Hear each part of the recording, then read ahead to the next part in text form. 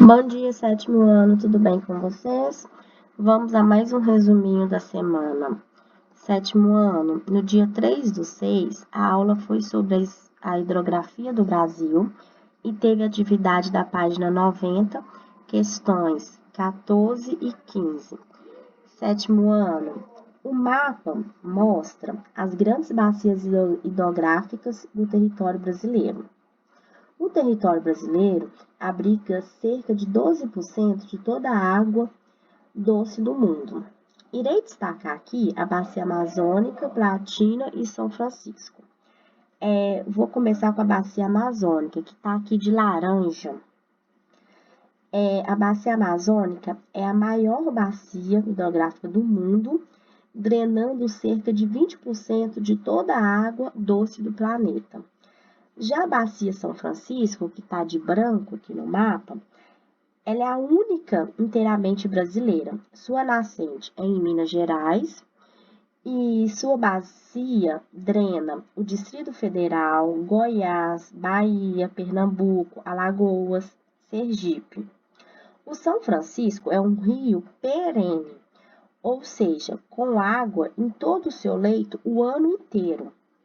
E também é importante gerador de energia em usinas como Três Marias, Sobradinho, Paulo Afonso, ou seja, é um importante rio no ponto de vista econômico, o Rio São Francisco.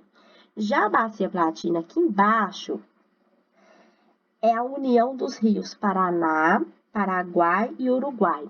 É verde abacate, verde meio azulado e marrom. E essa junção desses rios dá o nome ao Rio Prata, que dá o nome a essa bacia. Essa bacia, ela também é muito importante, pois nela está construída a usina hidrelétrica de Itaipu, que é uma usina binacional, ou seja, essa usina hidrelétrica pertence tanto ao Brasil quanto ao Paraguai. A usina de Itaipu, no Paraguai, está entre as maiores usinas do mundo e no Brasil é responsável por uma considerável parcela de energia consumida no nosso território.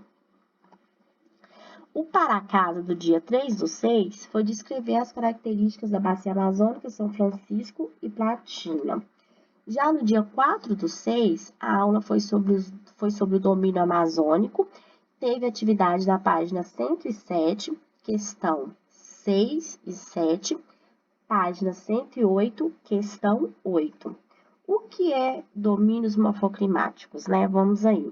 O Brasil é um país de paisagens diversificadas, as quais são frutos da interação de fatores naturais.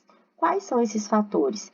Clima, relevo, vegetação, hidrografia e solo, formando chamados domínios morfoclimáticos.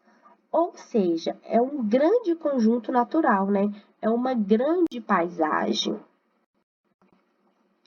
O conceito de domínio morfoclimático foi criado pelo geógrafo Assis Abissab, que, combinando os aspectos naturais do Brasil, ele delimitou 6 diferentes domínios. Podemos observar esses 6 domínios aqui no mapa. O domínio amazônico de verde, o cerrado de laranja, mares de morro de bege, a caatinga de vermelho, araucárias de verde claro e as pradarias de amarelo. De branco aqui, nós temos as faixas de transição. O que são essas faixas de transição? São áreas de passagem de um domínio para o outro, que pode ter característica de um domínio ou de mais de um domínio, ou de 2, 3, 4 domínios.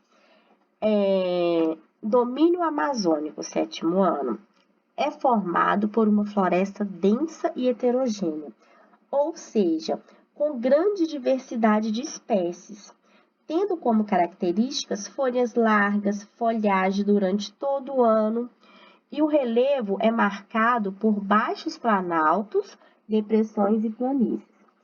O domínio amazônico, ele é subdividido em 3 níveis, podemos observar aqui nessa gravura.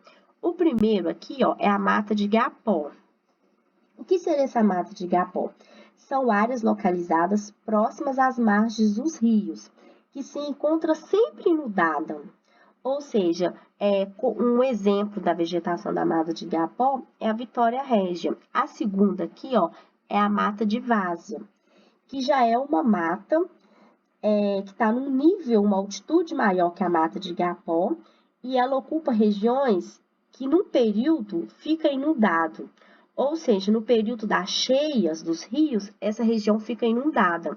Um exemplo, Jatobá. E a terceira é a que está aqui em cima, ó, a mata de terra firme, que são áreas de topografias bem elevadas e livres de inundação, ou seja, em período nenhum essa mata fica inundada. Um exemplo, Sapucaia, o Guaraná.